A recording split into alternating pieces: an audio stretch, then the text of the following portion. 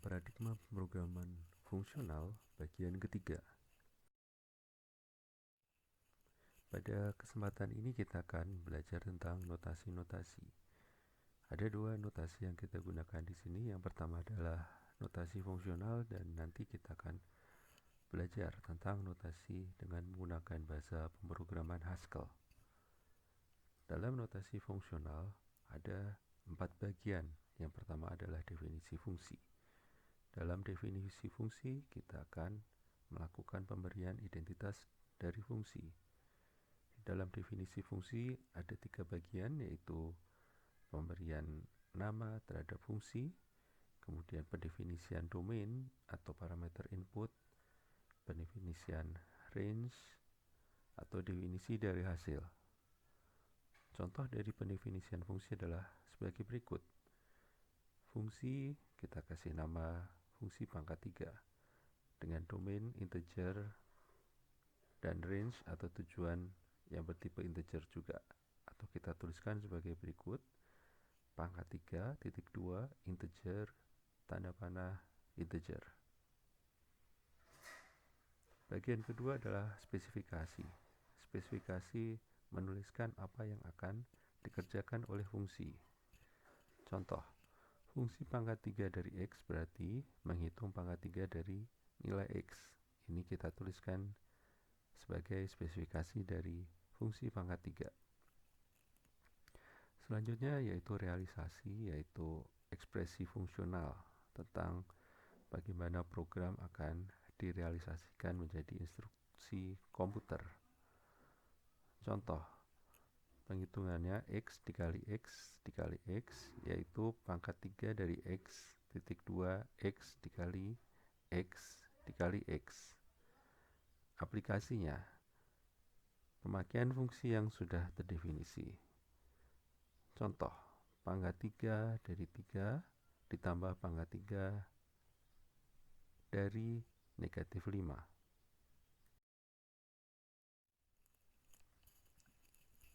Sekarang kita belajar tentang notasi Haskell. Notasi Haskell ini kita menggunakan bahasa pemrograman Haskell. Sebenarnya agak mirip juga dengan notasi fungsionalnya. Mungkin kita bisa cermati apa perbedaannya. Dalam notasi Haskell ini juga terbagi atas 4 bagian, yaitu definisi fungsi, kemudian spesifikasi, realisasi, dan aplikasi.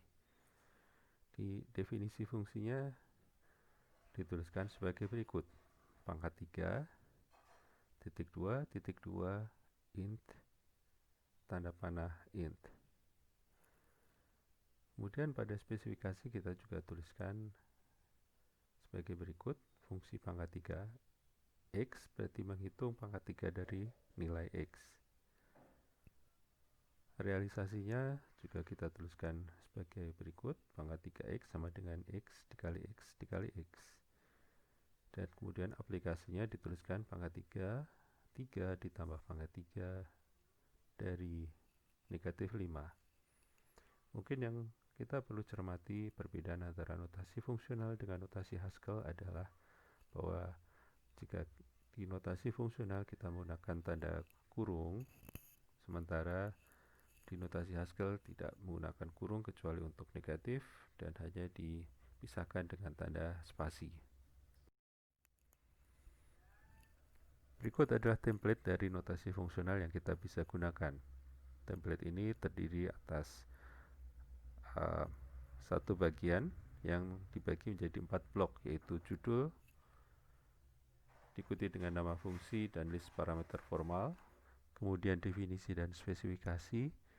Di sini kita tuliskan nama fungsi, titik 2 domain tanda panah range.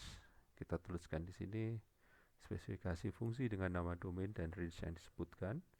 Kemudian kita tuliskan realisasinya di sini, nama fungsi list parameter dan diikuti dengan ekspresi fungsional. Jangan lupa titik 2-nya. Dan jumlah contoh dari aplikasi nama fungsi. Judul ini akan menjadi bagian yang berkomunikasi dengan dunia luar. Artinya kita gunakan, kita pakai dan biasanya untuk pengaksesan dengan fungsi-fungsi lain yang bisa memanggil fungsi ini. Sementara bagian realisasi adalah bagian internal fungsi. Tidak perlu diketahui oleh pengguna, namun dia harus dibuat oleh pemrogram. Berikut adalah template notasi Haskell, sama halnya dengan template pada notasi fungsional. Terdiri atas 4 bagian, perbedaannya hanya pada penulisannya saja. Nama fungsi, list parameter formal pada judul, kemudian definisi dan spesifikasi juga kita tuliskan di sini, nama fungsi _2.2 domain tanda panah range. Realisasi dituliskan nama fungsi diikuti dengan list parameter, kemudian sama dengan ekspresi fungsional. Yang perlu kita perhatikan adalah pada notasi Haskell dia menggunakan sama dengan dan bukan _2. Dan blok terakhir adalah aplikasi dari nama fungsi diikuti dengan list parameter aktual. Yang perlu diperhatikan bahwa di notasi Haskell tanda strip-strip seperti ini menunjukkan komentar. Jadi judul, definisi, spesifikasi, realisasi, dan aplikasi adalah komentar, sementara yang akan dijalankan adalah nama fungsi serta realisasinya, seperti ini.